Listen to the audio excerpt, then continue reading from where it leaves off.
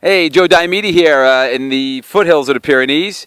Lovely landscape around us. I'm talking to Sebastian Pott, better known as Bass Pott, who's carved himself out quite an interesting career over the last 25 years of his life. Started riding mountain bikes, took a journey that led him to where he is today. Just returned from Bolivia, making a television program and production company. And Bass, tell us about this extraordinary journey. Well, it's mostly by accident rather than design. Started off riding mountain bikes, ended up meeting a guy who offered me a job guiding mountain bikes. That led to meeting another guy who was doing adventure racing, and that was being filmed by Discovery Channel, which led to me meeting TV people, and that led to them wanting people to take care of them in extreme environments. So that led to my company, Four Corners, which takes care of TV productions in extreme environments.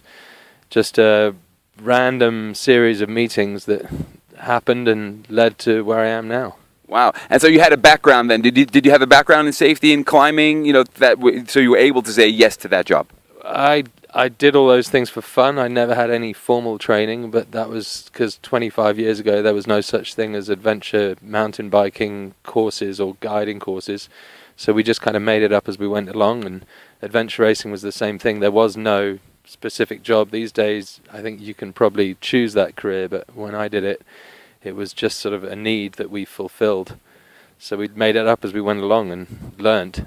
Excellent, excellent. And then that learning curve brought you to this beautiful spot of the world. And so, what are you doing here? Are you is this part of your work? Is this a future part of your work? Yeah, this is sort of what it's all led to, and that's also by mistake, not design. But I was on the road for 21 years, and then Mary had the second kid.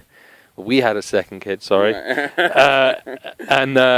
So with Callum, the first one, we carried on traveling and working for 2.5 years, and then when the second one came, Mary was like, okay, we need to settle down now. And after 110 odd countries, I had to make a short list of places where I wanted to live, and this was in the final 3, and we love it. So yeah, we came here, we lucked out, landed on our feet, found this place, was able to buy it because of the kindness of the guy selling it. Made a deal with us, which is pretty unique, and allowed us to buy this. And over the next 10 years, we hope to convert this into a place where we can welcome other people, because obviously we got incredible hospitality for 21 years around the world.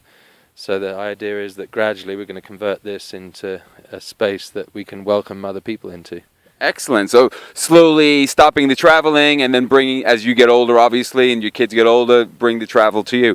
Great idea. And we were currently at your wedding, and that wedding was quite a spectacular event, because there I met cameramen from Bolivia, from England, from all 4 corners of the earth. 4 Corners, there you go, your company. Yeah. And you had a beautiful bell tent there, and it was just exquisite. So another, not by design, a little accident. Tell me about the bell tent. Well, we wanted to, so having this wedding, which we invited people from all around the world from our life to come to, which was great to see all these different groups of tribes from that you've joined in your life come together and meet each other and have fun. But Mary didn't want to have a nasty, just a clear plastic span marquee. She wanted to have beautiful wood and canvas kata tipis, and no one around here did that. So we asked a friend of ours in England if he could bring his 3 kata tipis down, and he said, no, I'm selling them.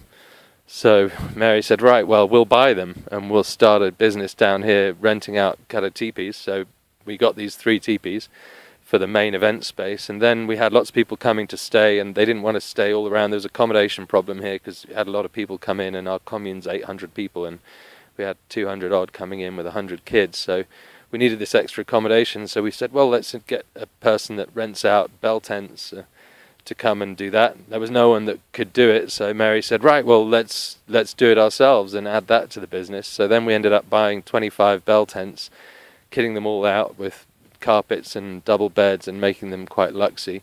So now, as a result of our wedding, we've now got a company that rents out bell tents and glamping, and basically the idea is that we can transform any space, into any kind of space that you want. So you want a yoga retreat, we can have We can set it up anywhere. If you've got a field, we'll bring it, and then Okay. dry composting toilets and solar showers. Whoa, well, look at that.